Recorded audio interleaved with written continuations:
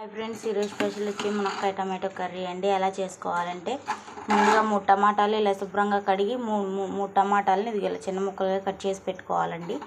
తర్వాత ఒక లేత మునక్కాయని ఇది ఇలా ముక్కలుగా కట్ చేసి వాటర్లో వేయాలి. నీట్గా శుభ్రంగా కడుక్కోవాలి, లేకపోతే స్మెల్ వచ్చేస్తాయి కాబట్టి నీట్గా శుభ్రంగా కడిగి పక్కన పెట్టుకోవాలి. తర్వాత ఒక ఉల్లిపాయ సన్నగా కట్ చేసి పోపు వేసుకోవాలి. ఒక కళాయిలో 4 టేబుల్ స్పూన్ల ఆయిల్ వేసి పోపు దినుసులు వేసి అవి వేగాక ఒక ఉల్లిపాయ వేసి కొద్దిగా ఫ్రై అయ్యేటప్పుడు చూడాలి. చూసారా, ఫ్రై అయిపోయింది, హాఫ్ బాయిల్ అయిందనమాట. చూసారా, ఇలా ఫ్రై అవ్వాలన్నమాట.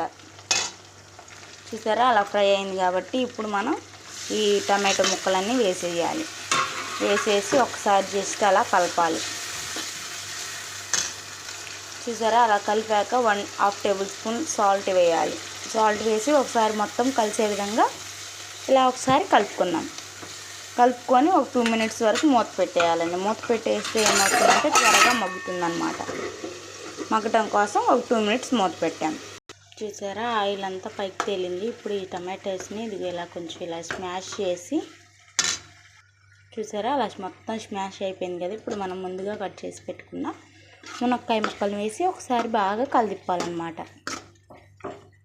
ఇప్పుడు ఇవి కలిదిప్పాం కదా, వీటిలో మసాలాస్ వేద్దాం. ఒక 1/2 టేబుల్ స్పూన్ ధనియా పౌడర్ వేసానండి. ఇంకొక 1/2 టేబుల్ స్పూన్ చికెన్ మసాలా వేసాను. 1/2 టేబుల్ స్పూన్ వచ్చేసి గరం మసాలా.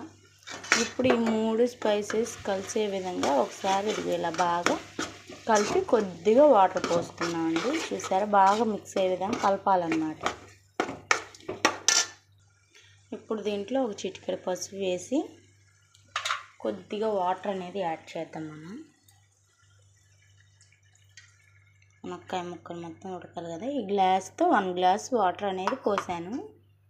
ఇప్పుడు బాగా మొత్తం కలిసే విధంగా పసుపు, మసాలాలు, ఉప్పు మొత్తం కలిసే విధంగా ఒకసారి జస్ట్ ఇలా కలపాలన్నమాట. కలిపి ఒక 5 మినిట్స్ మూత పెడితే మగ్గుద్ది అనమాట. ఇప్పుడు ఆ మునక్కాయ ముక్కలు కూడా మనకు మగ్గాలి. మీడియం ఫ్లేమ్లో పెట్టాలన్నమాట. హై ఫ్లేమ్లో పెడితే ముక్క ఉడకదు, వాటర్ ఇనికిపోతాయి. వాటర్ ఇనికిపోతే మళ్ళీ వాటర్ పోసుకుంటే పెద్ద టేస్ట్ అనిపించదు. ఇలా ఒకసారి ట్రై చేసి చూడండి. నా వీడియోస్ కనుక మొదటిసారి చూస్తున్నట్లయితే లైక్ చేయండి, షేర్ చేయండి, సబ్స్క్రైబ్ చేయండి ఫ్రెండ్స్. ఇది మటుకు ఒక 5 మినిట్స్ మగ్గాలి. చూసారా ఫ్రెండ్స్, ఇలా మగ్గింది. మధ్య మధ్యలో మనం ఒకసారి కలదిప్పుతూ ఉండాలి. ఇలా మగ్గిపోయింది కాబట్టి ఇప్పుడు ఒక 1/2 టేబుల్ స్పూన్ కారం వేసాను. ఇది సరిపోతుంది. కారం మరి మంటగా ఉంటే తినలేము కదా. ఇప్పుడు మళ్ళీ కారం స్మెల్ రాకుండా ఉండటం కోసం మళ్ళీ ఒక 1 మినిట్ వరకు కొంచెం సేపు మూత పెట్టి ఉండాలి. 1 మినిట్ ఉంటే సరిపోతుంది. చూసారా, కూర అనేది కలర్ఫుల్గా ఉంది, సూపర్ టేస్టీగా ఉండిద్ది. ఇది 1 మినిట్ మగ్గే లోపల మనం కొత్తిమీర, పుదీనా కట్ చేసుకుందామండి. 1 మినిట్ వరకు మగ్గాలన్నమాట. చూసారా ఫ్రెండ్స్, ఆయిల్ అంతా అలా పైకి తేలింది, ఉడికిపోయింది. ఇప్పుడు మనం కట్ చేసి పెట్టుకున్న కొత్తిమీర, పుదీనా 2 ఒకేసారి వేసాను నేను. అవి వేసాక ఫ్రెష్గా తీసుకున్న కరివేపాకు అండి. ఇలా పచ్చి కరివేపాకు తాలింపులో కాకుండా ఇలా వేస్తే అసలు సూపర్ టేస్ట్ వచ్చిద్ది. మనకి రెస్టారెంట్ స్టైల్లో వచ్చిద్ది అనమాట. సూపర్గా ఉండిద్ది. మీరు కూడా ఒకసారి ట్రై చేయండి. నా ఛానల్ కనుక మొదటిసారి చూస్తున్నట్లయితే లైక్ చేయండి, షేర్ చేయండి, సబ్స్క్రైబ్ చేయండి ఫ్రెండ్స్.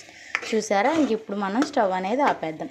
ఒకసారి టేస్ట్ చూసుకొని ఉప్పు కారం సరిపోయిందో లేదో చూడండి. ఉప్పు సరిపోతే కొంచెం కలుపుకోండి. నాకైతే అంతా పర్ఫెక్ట్గా సరిపోయింది. చూసారా, ఎంతో టేస్టీ అయిన మునక్కాయ టమాటో కర్రీ రెడీ.